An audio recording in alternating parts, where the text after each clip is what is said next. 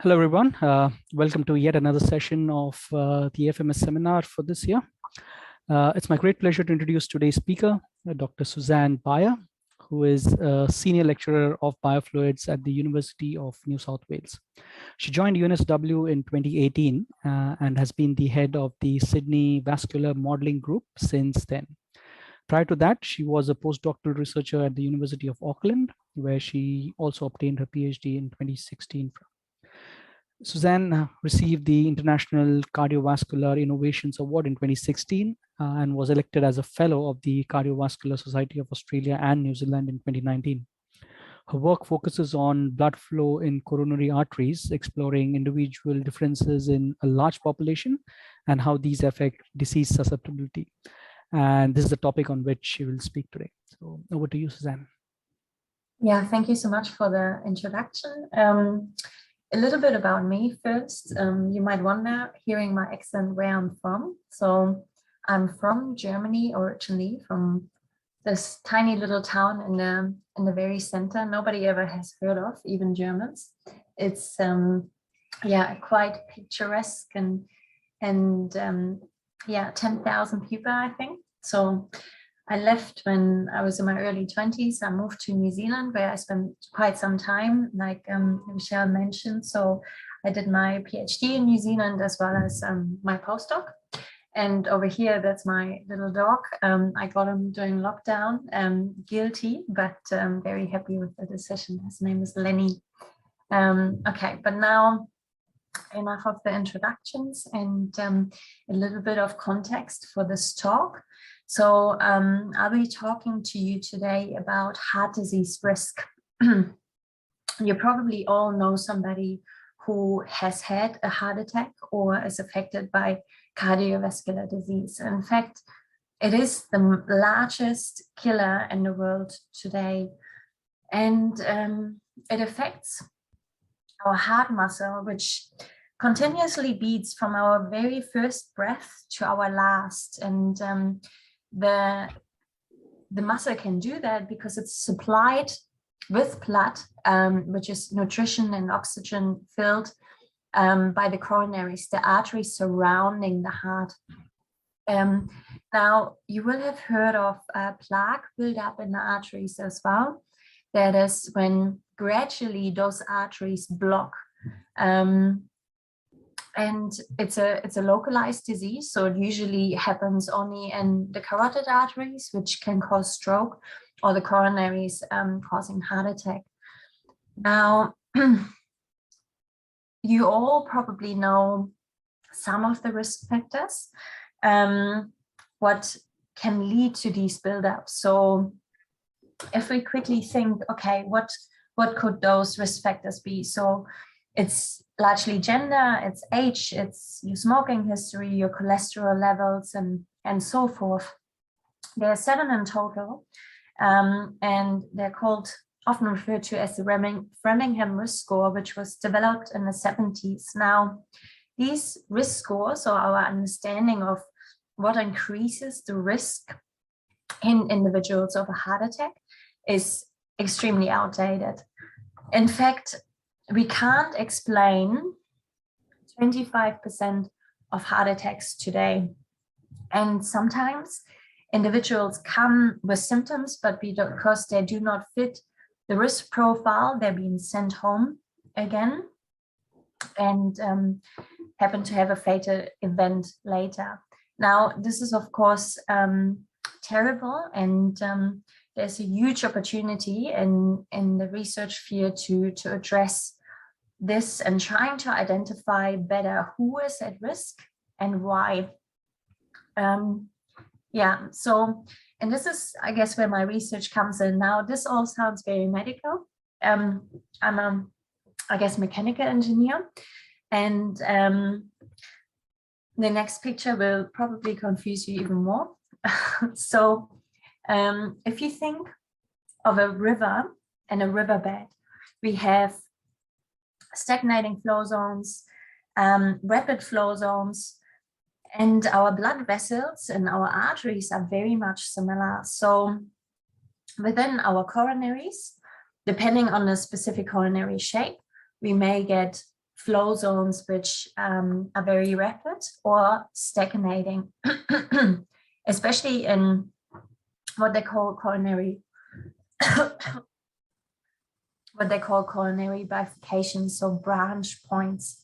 You can see here on the right a simplified schematic of a coronary branch, where you can see with the blood flow coming in, depending on the branch angle, diameter, the specific geometry, we get oscillating shear zones and high shear regions in across the bifurcations, also indicated on the left, with blue for very low and red for very high. Now, what that means is that we can identify regions of plaque which are at the risk of plaque buildup based on the anatomy. Yeah, so the anatomy determines the flow profile, and what that means is that we can image the anatomy. So suddenly we can go from bed, they call it in clinical context, from the patient bed to the bench side, and evaluate the so-called anatomy of risk. So what coronary anatomy exposes individuals to higher heart disease risk. Now, you might be surprised to hear that, in fact, our coronary anatomy varies widely. Just like we all look very different, our coronaries look very different. And in fact, they don't stay the same. Just like we age, our coronaries age and remodel with age and also with disease progression. So on the right here, you can just see a very short snapshot of the left main branches. I highlighted that earlier. It's the first main branch coming off the coronary tree, which we often look into because it's most commonly diseased. And you can see the areas which have really high shear zones in red and extremely low shear zones in blue, which are both associated with different adverse clinical outcomes. And you can see how widely this varies just in these 28 patients alone. Now, the key takeaway messages just for now, up until now, and then I sort of take you through further, is that individual coronary anatomy can introduce adverse blood flow shear regions, which may predispose to higher heart disease risk. Then also, if we understand these anatomy-specific blood flow concepts, we can potentially increase our understanding of individual disease susceptibility and how disease progresses in individuals. So this is really the overall aim and I guess underlying hypotheses of our work. The standard workflow, many of you are probably very familiar with, is that we go from the medical images, which we segment, we select the regions of interest, we get our geometries, we can convert them into suitable files for computational modeling, we generate mesh discretization and apply assumed boundary conditions to then compute the flow field as we require for further analyses, to then link back to the clinical significance of all of this. Now, the key challenge with this workflow in general is that if we really want to have significant, meaningful insights of why some people are more susceptible to heart attacks than others, then it needs to be a big population or a large population consideration, meaning we need big data. Now, big data in the context of medical imaging is generally not the challenge itself. The challenge is to largely process this data in an effective, cost-effective and time-effective manner. In this case, the first hurdle would be generating large-scale, high-fidelity segmentation. And the second hurdle would be then to have an effective computation to allow an analysis or insights into a large population and their blood flow and shear stresses. Now, segmentation today, so moving from medical images to reconstructed geometries of the coronaries has been largely quite limited. So often these are automated, semi-automated methods, meaning they rely on a human expert, which further guides an automated algorithm, because the algorithm itself is not sophisticated enough. Now, this, even though it's semi-automated, it's simply not suitable for large-scale image processing, and it largely prevents clinical integration. Some previous efforts have looked into some of these aspects, so into centerline regeneration, stenosis, so the re-narrowing of the arteries, and also just limited arterial segments, but nothing for the whole coronary tree, healthy and diseased ever. So what we did, we generated a standardized benchmark data set. So using 30 healthy and 30 diseased arteries, which were annotated, labeled pixel by pixel by 3 experts to generate an absolute ground truth. This allowed for training and testing of automated machine learning, fully automated machine learning efforts,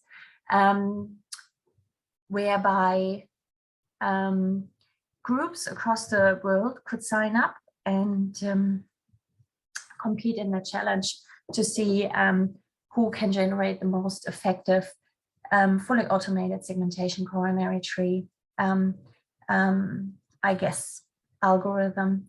Now, this sort of, I guess, unlocks one of the bottlenecks, the full comprehensive segmentation. Now, in terms of the data, what we have available, we developed something which I refer to as the coronary atlas. Now, what does atlas mean in this context?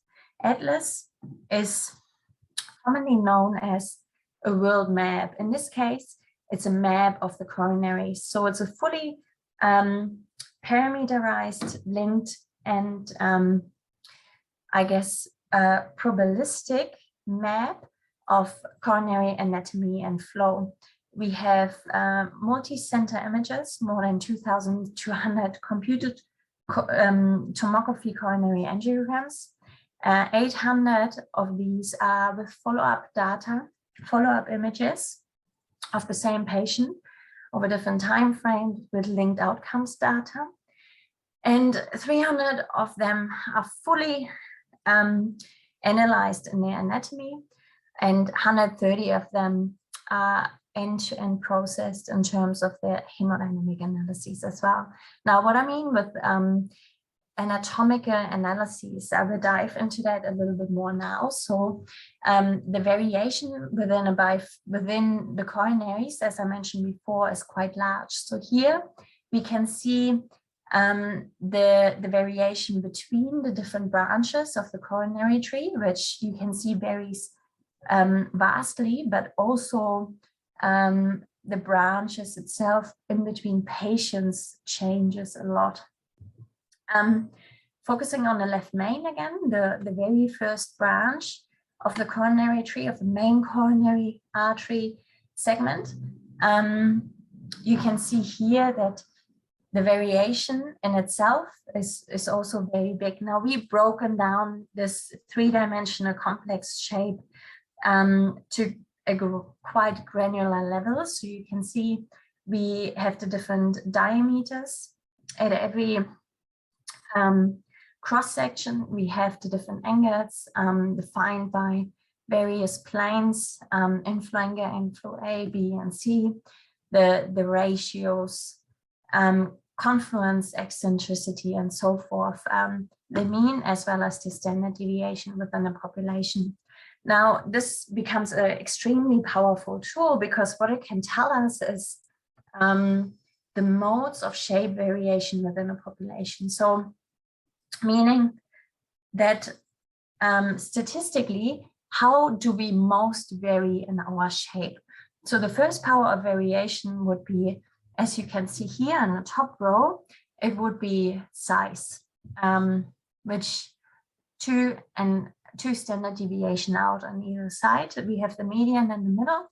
And the second mode of variation, the 21%, is a combination of angle and curvature.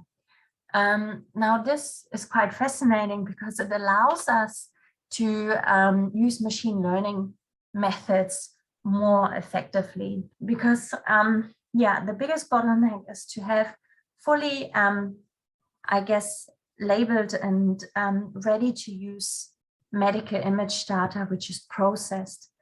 But you can augment the data. Now, what that means is that you synthetically generate more data based on the knowledge of the variation within a population. So we used 101 patient-specific cases directly inter user variability verified cases, and we then artificially changed their shape according to the atlas. So we know that the shape variation within the inflow angle within 2 standard deviation is a certain amount, and then we artificially change that as well as other like angle A, angle C, and so forth aspects of the bifurcation to in total generate 2,626 artificial cases, which we will find in the population, if that makes sense. Now, and then we used machine learning methods to bypass the computer simulation to have a more effective and rapid assessment of the hemodynamics within individuals. So you can see here on the left, we have the standard computer computational fluid dynamics simulation, which will take around 3 hours for an individual case post-segmentation. And in comparison, the machine learning derived model, which takes less than 2 minutes. And the differentiation is very, very little. So you can see the absolute error with green being very little, less than 5% normalized against the mean differentiation between the 2 models. So very successful. This was based on steady state CFD. So you still have to run a steady state CFD simulations, but steady state is far less computationally extensive than any transient efforts, meaning that a pre-processing time, which can be usually considered on average less than 2 minutes, can then feed into the model, and the model can compute the remaining hemodynamics with far less, I guess, time and computer resources.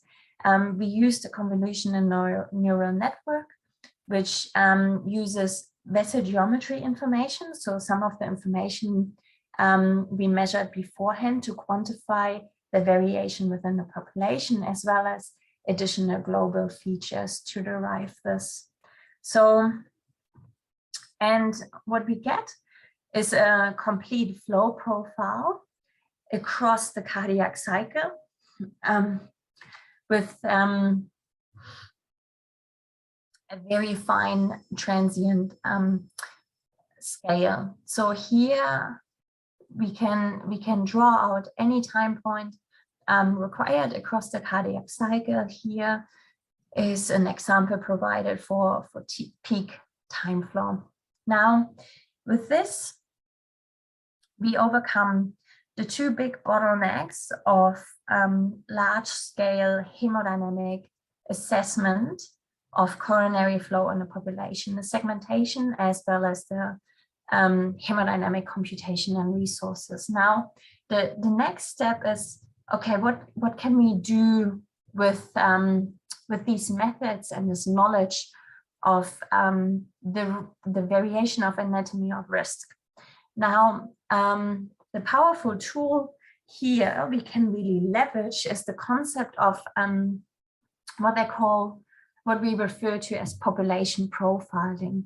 So now we can not just generate average models or simulate a large number of patient-specific models, but we can also do group-specific considerations. So we can only pull out, for example, males or females or certain age groups.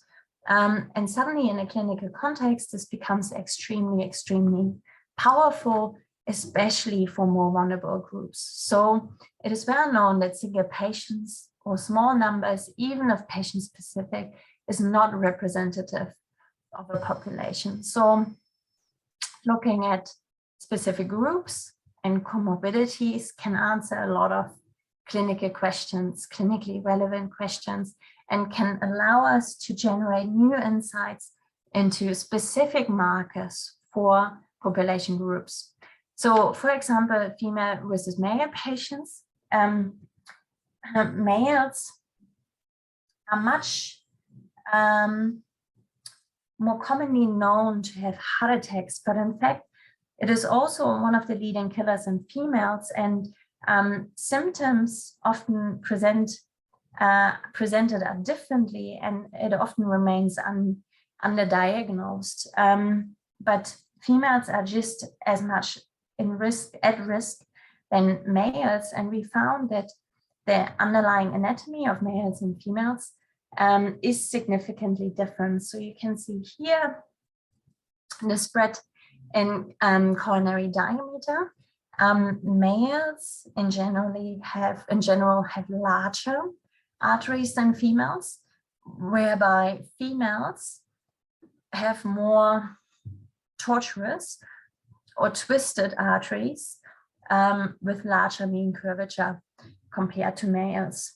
Now, this also translates into hemodynamic patterns, different hemodynamic matrices, which are all corresponding to different clinical phenotypes, which, is quite fascinating. So we found a difference in the severity as well as the location in this case.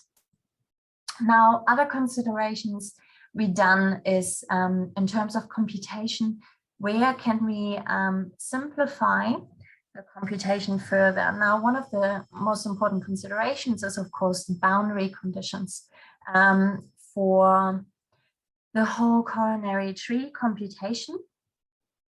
We need to be very mindful, of course, if we model diseased or healthy arteries. Now, a common simplification is to use a flow split method across the coronary tree, which defines a defined ratio according to the diameter of the flow rate across the different branches. Another method would be the flow resistance, which is also commonly used, but a little bit harder to implement and would depend on I guess mainly the resistance generated through the anatomy.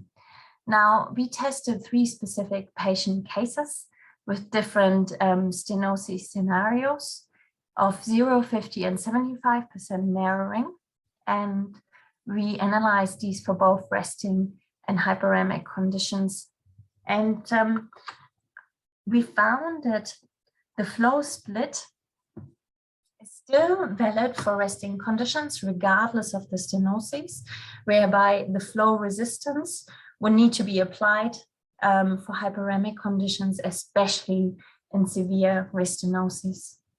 Now, our methods can also, I guess, answer a lot of other more clinically relevant questions. So, for example, if I bring it back to the males and females, one common hypothesis in the medical field is that due to the higher tortuous vessels in females, we might see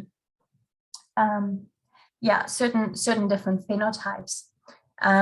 Now, we sort of looked into this hypothesis a little bit more, and the definition of tortuosity, the mathematical definition, is independent of the vessel diameter.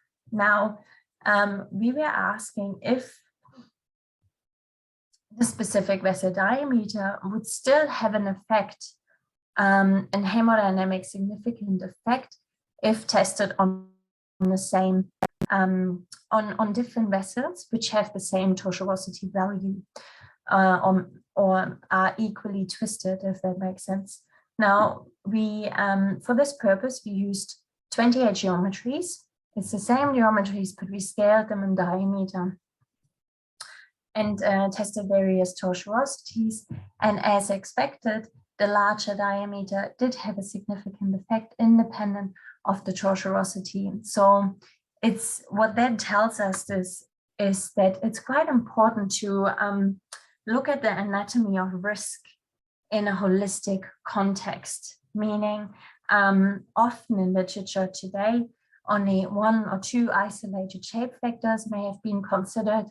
Only idealized models were considered, or if patient-specific simulations were used, then only a small number of them were tested. However, it is important to be mindful that probably the combined effects of all these anatomical characteristics will result in a holistic effect of the hemodynamics for the coronary tree, which then has an important impact on the insights we derive in terms of hemodynamics.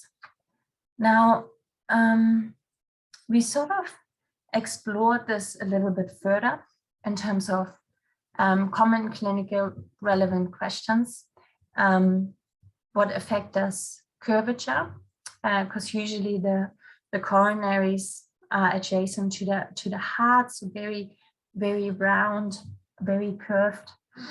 What effect does the curvature itself in the arteries have?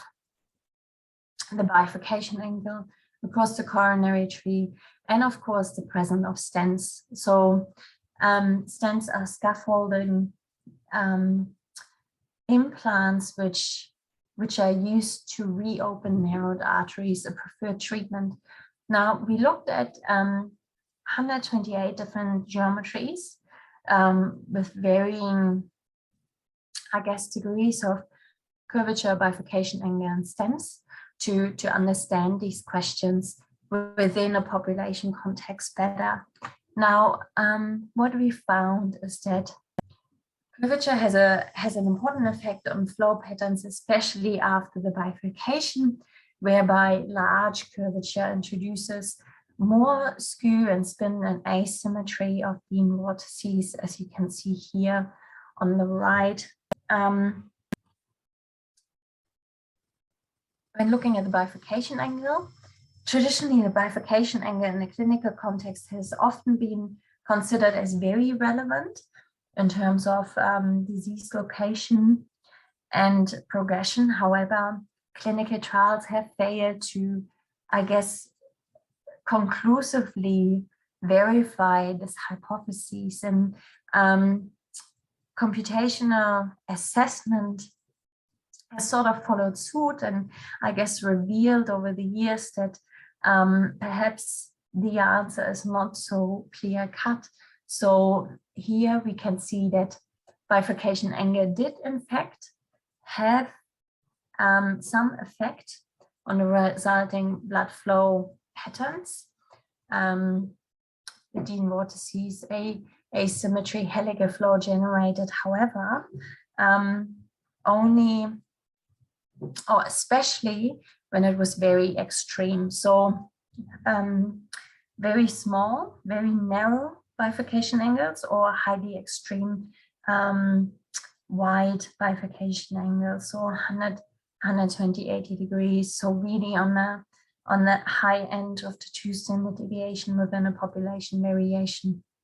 In general as well, which was quite interesting, once stented, all of these effects become irrelevant, not irrelevant, but the stents and the presence of it and its effect on the flow field, on the secondary flow fields, and resulting hemodynamics are significantly outweighs the effect of curvature and bifurcation angle, which I believe to be the leading, I guess, which are the leading variation within the anatomy, and are thought to have an important effect on the hemodynamic development. Yeah. Now,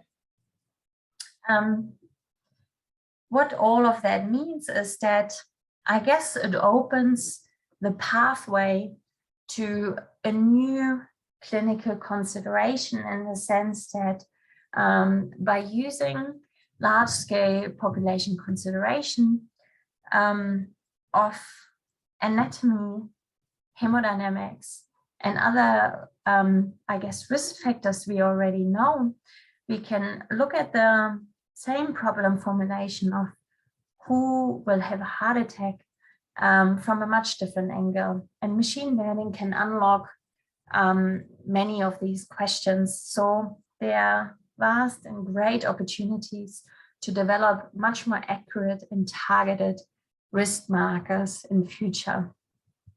But this also can be applied to not just to risk assessment and prevention, but also to treatment optimization. So the most common treatment, I already mentioned, stents. So the implant of a small meshed wired medical device, which really scaffolds open the disease narrowed arteries and is permanently implanted. So you can see here, this is sort of placed inside the disease narrowed arteries using a guide wire catheter and a balloon which is deflated. It compresses the disease, and a stent onto the arterial wall opens it up, and then balloon, catheter, guide wire, everything is removed, and the stent stays in place. Now, even though this treatment, I guess, is routinely used around the world, there are more than 2 million stent implants for the coronaries alone. The treatment is getting more and more popular for other, I guess, clinical treatments, but up to 10% of stent implants in the coronaries still fail, and it is not quite clear why.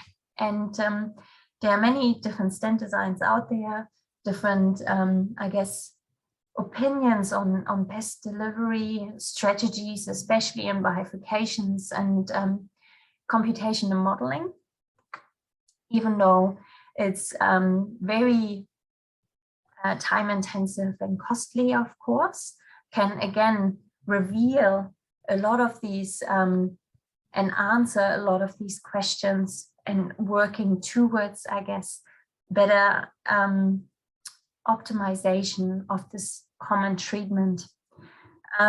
Now, what we've done to sort of contribute to that is we conceptualize stent design itself, meaning out of the many different stent design parameters out there, we parameterized the design. So we looked at all the different design components of stents and looked at their variation and range in design parameters. So for example, the thickness of the wire, how thin or thick it is, as one variable, and then sampled across those variations within commercial stent designs.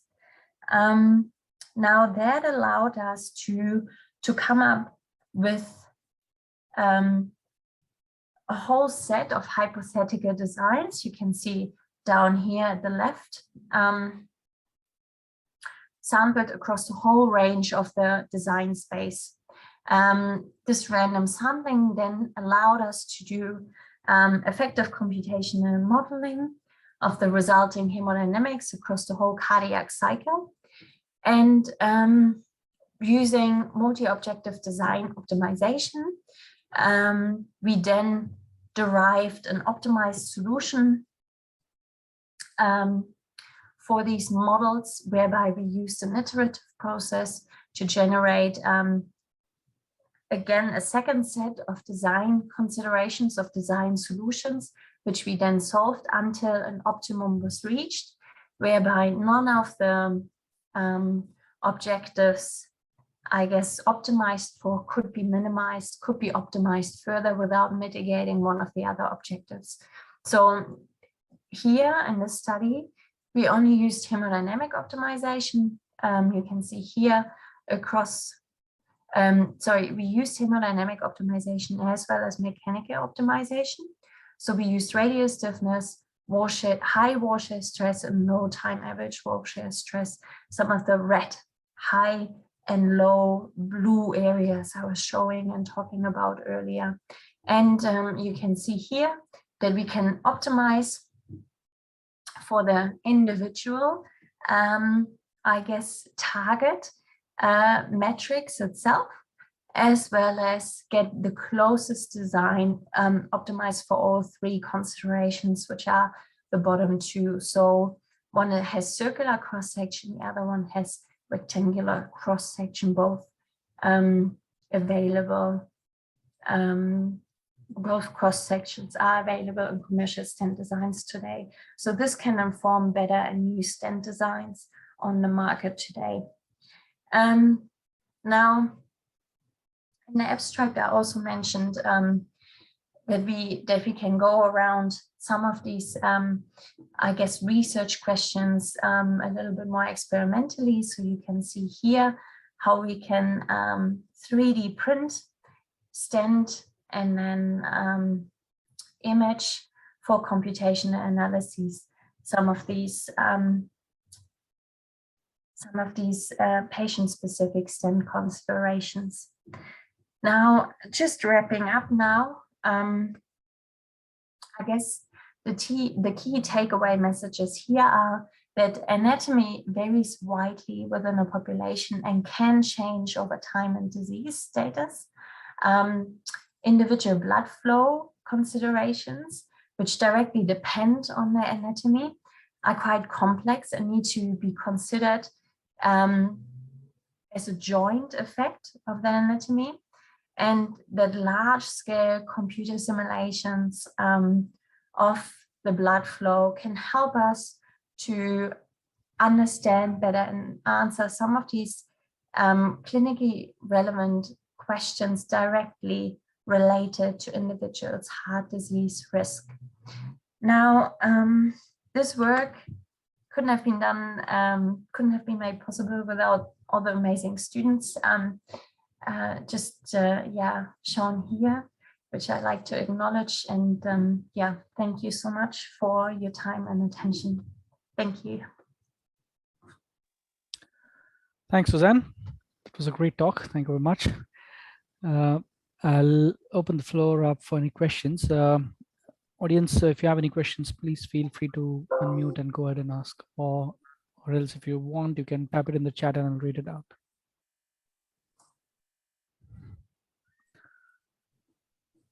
Hello. Hello. Yes. Am I audible? Yes, Chijo. Yep. Okay. So I have a few questions in terms of, so the big picture, this kind of models are targeting how kind of constriction in the coronary arteries is contributing to the possibilities of some kind of cardiac diseases, infarction or anything.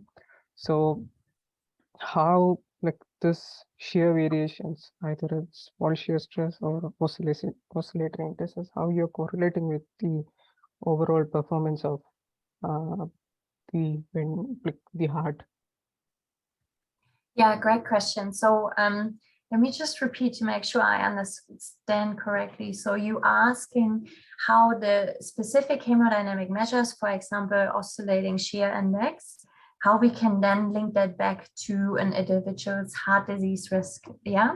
Yeah, because this, in the sense, this coronary artery, like even though the flow there, and finally it is going to contribute to their internal cavity flow, like I mean the chamber flow of either the ventricles and the atria.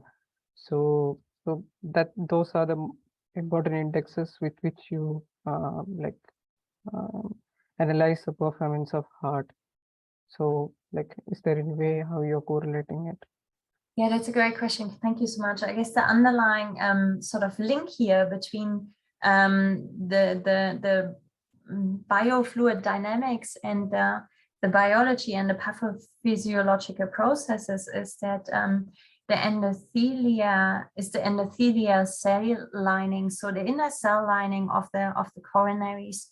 When those cells are exposed to what we consider adverse or extreme, either very low or very high shear stress is likely over time, then they change in morphology. So I guess the most simplistic way of describing it is usually the healthy cells would be aligned quite elongated with very little gaps in between. But once the shear stress changes, there's very clear scientific evidence that the shape actually changes to a more round shape, which really opens up space, so to speak, for the disease, for the lack of better words, to enter into the arterial wall. And it sort of kickstarts this whole process of, I guess, tissue responses and pathophysiological processes, which effectively self-reinforce. So you kind of start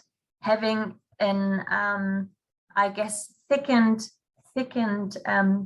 arterial wall, which sort of grows a little bump, and then the hemodynamic processes as a result. So the shear stress and the shear rate changes as a result. If you can imagine sort of the flow coming across that bump, then it will sort of self-reinforce, whereby there's again more low wall shear stress at those ends, and then the bump grows bigger and bigger and bigger.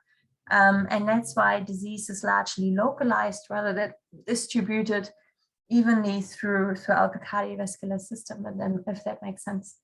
And interestingly, the different hemodynamic indices, different metrics, they're actually linked to different pathophysiological processes. So some of them, say the really high wall shear stress, has less of a strong clinical link, but is thought to believe to generate a different phenotype. So once sort of high shear stresses are generated, we can see more vulnerable plaques, so more acute, I guess, developments versus more stable atheromas, which are atheroma, which is usually developing in low wall shear stress areas, especially over time. So time average wall shear stress. Yeah. Okay. Other things like OSI you mentioned and RRT, they have a little bit not quite as strong biological evidence of the link behind it, but there's also some correlation, and they're largely derivatives of the fundamental wall shear stress in itself, just considered over different time constants, and I guess how oscillating it is, and but it largely all links back to the same fundamental concept of how the endothelial cells and their morphology is affected as an initial kickstart of pathophysiological processes. Okay, so I have one more question. So for fixing the boundary condition, you mentioned two methods. One is like specifying the flow resistance, might be, I think it's with some kind of Wien-Kessel modeling or something, and maybe some like ODs you're solving extra, and some other method you said like the flow split. Can you just explain what that flow split method means? Yes, so that's quite interesting. A little bit derived from the anatomy again. One researcher, Finney, actually, he sort of a little bit like Murray's law defined these common, like a golden ratio between the arterial branches and everything, and that there's there's a common ratio between the branches. So the daughter branch and the daughter branches and the parent branch usually. And then knowing this, we can technically derive a flow split from that in the sense that we know how much of the whole volume should go in one branch and how much should go in the other branch. And usually what sort of, I guess, expert opinions perhaps deviate from is sort of the exponent to what gradual extent, I guess, we describe these flow split ratios across the diameters. And there's an interesting population. It's called expert recommendation by Giesing. If you look it up, they have quite a good discussion on this and explain it a little bit further and what are the common flow split, I guess, models, which largely vary within the exponents only, and which one, I guess, would be recommended. Okay, which means if you are supplying some kind of pressure or flow rate to the parental artery, the inlet of parental, then with this flow split, you provide some kind of like downflow pressure as a boundary condition at the outlet of the daughter arteries, isn't it? I guess you're mixing the things up a little between the resistance and the flow split, but yeah, I recommend reading the paper. It's really good, actually. Okay, fine. Okay. Thanks, yeah, thank you. Yeah, thank you. Thanks. There are a couple of questions in the chat. I'll start with the first one. So Purya says, she congratulates and says that it's a fantastic presentation, and she has a couple of questions. First question is, from a fluid mechanics point of view, how do you characterize the flow in the artery? I saw the time averaged wall shear stress. Is that the only parameter? Yeah, we look at time average wall shear stress. We look at its time specific measures, so just the wall shear stress and instantaneous wall shear stress. I mean, we are especially interested in the hemodynamics because these describe the shear stresses. It's a surface measure, yeah, on the endothelia wall, if that makes sense. Sort of, we have some other fluid mechanic approaches where we look at only the pressure, which is sort of more scalar, I guess, measures, where we then just need, I guess, yeah, less sort of surface derived analyses, if that makes sense. But in the context of disease susceptibility and the biological effect on the endothelia cells, we look at predominantly wall shear stress, its gradient, its time average, and then at different considerations across how much it oscillates and so forth. Yeah. Thanks, Susann. Okay. Kindy has a question for you. Would you be able to quantify the influence of dynamic artery wall on hemodynamic parameters compared with a static coronary wall? Also, does this difference vary with or without a stent inside? Great question. So one of the biggest issues in the field is that we can't just, I guess, how do I say this sensitively?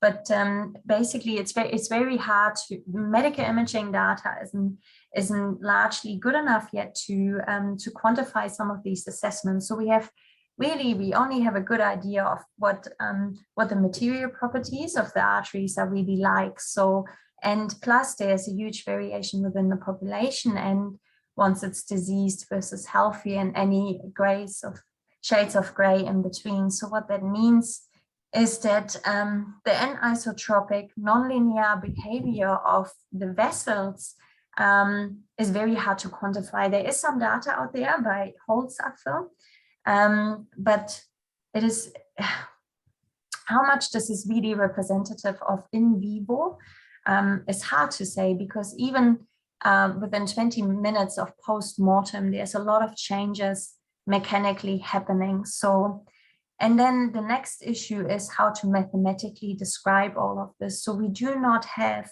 accurate functions to describe this nonlinear anisotropic behavior well enough yet. So there have been some efforts in literature. Many of them use simplified mathematical models and then say there's no difference between, I guess, the fluid structure interaction of the vessels, but perhaps it's a too simplistic consideration, and perhaps this may have to be revisited. I hope that answers your question. Yeah, I think Kindy says, got it. Thank you, Susann. That's good. Puriya had another follow-up question. Puriya asked, have the results been verified experimentally?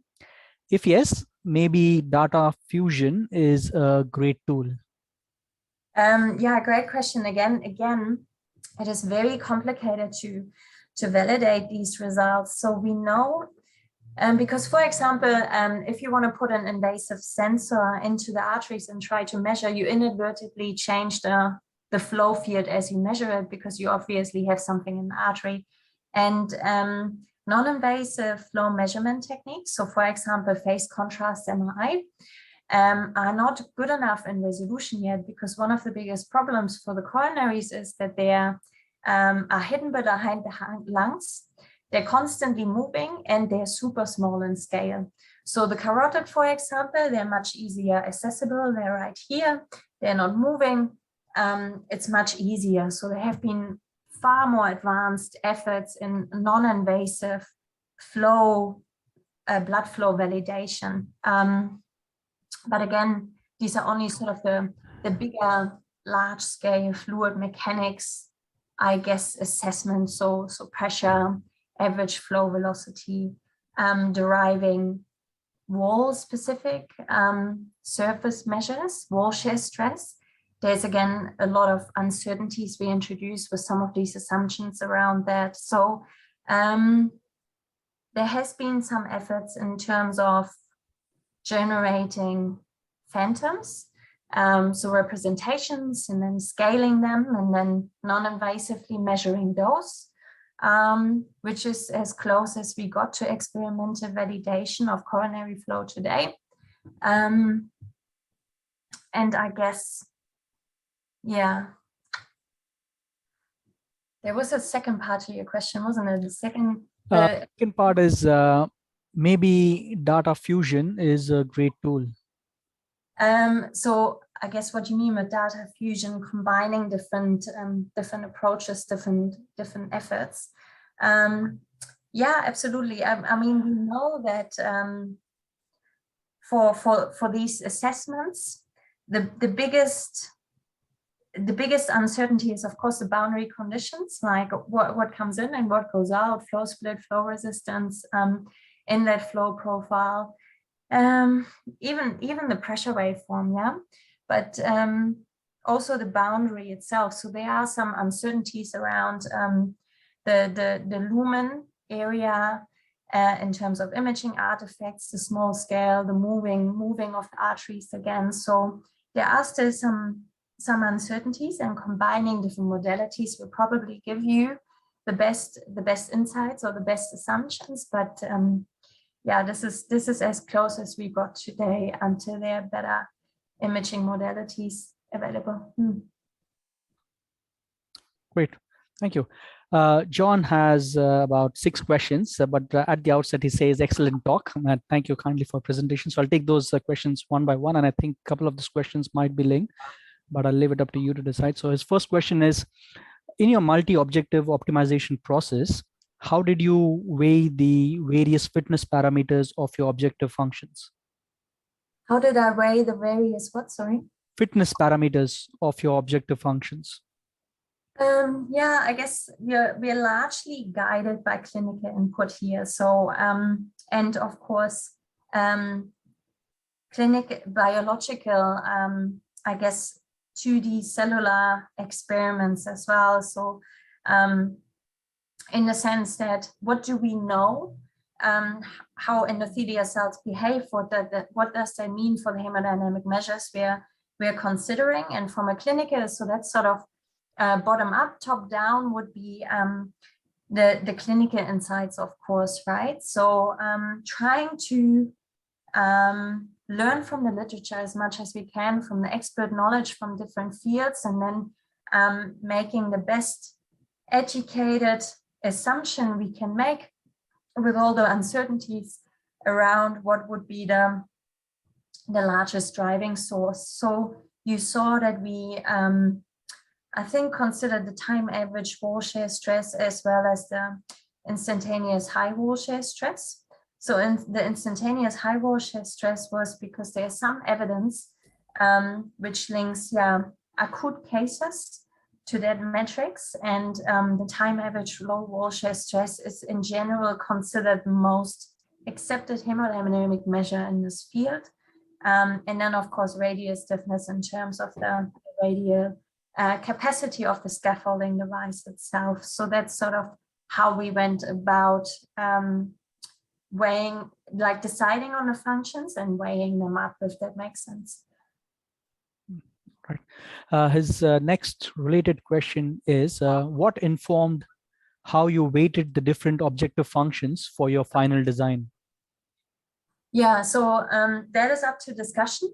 We have that in the paper I was linking as well. So if the fundamental assumption is that because I guess in the literature, time average wall shear stress is most well established, then we make the decision that we prioritize that over, for example, the instantaneous high wall shear stress.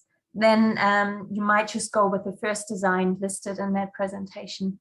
If, however, you're saying no, we want to outweigh, we want to give equal priority to all the optimization objectives defined, then we would you would derive the third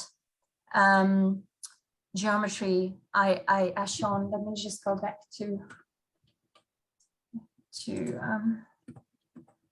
really show you what I mean. So can you see here, we basically provided the solution for each assumption. Yeah.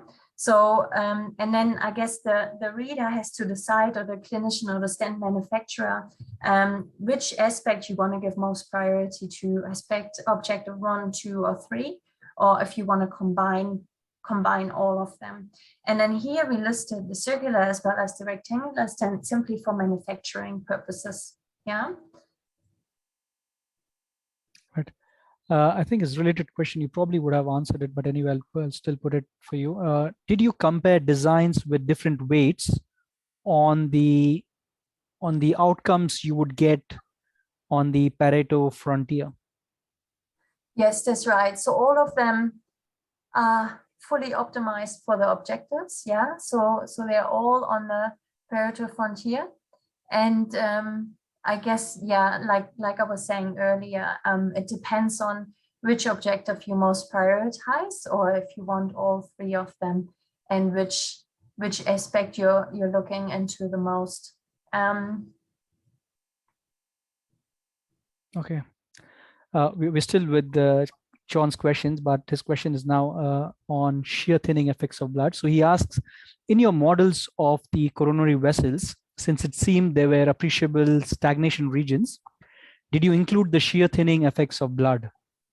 Yes, of course. You have to, for non-Newtonian considerations. If you only look at pressure, like FFR, for example, you get away with Newtonian, so a simplification, but in this case, you have to use shear thinning non-Newtonian effects. Oh, great. Thanks, Susann. I think, yeah, we're done with John's questions. Thanks, John. So great, a lot of questions, very interesting session. Are there any other questions? We have a couple of minutes if you want to ask.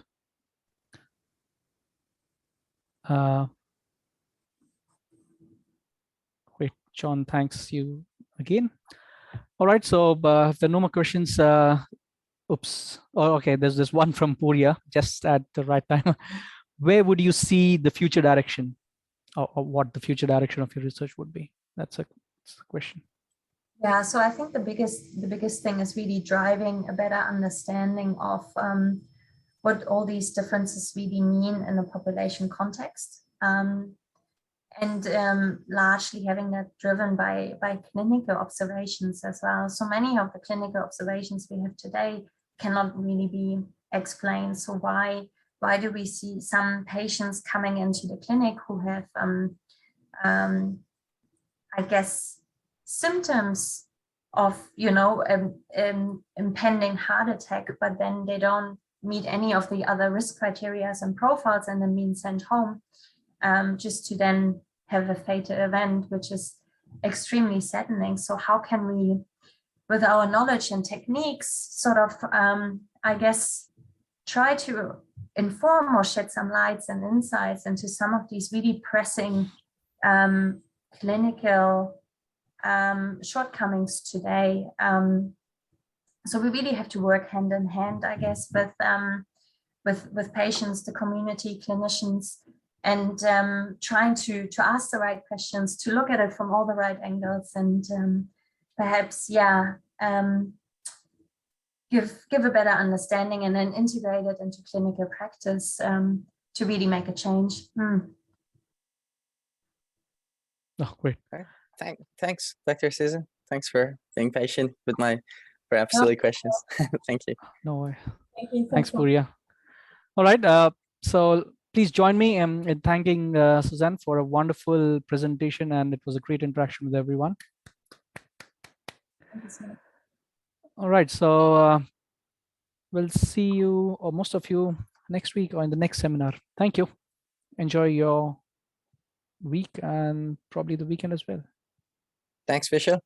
All right, thanks, Purya. See you.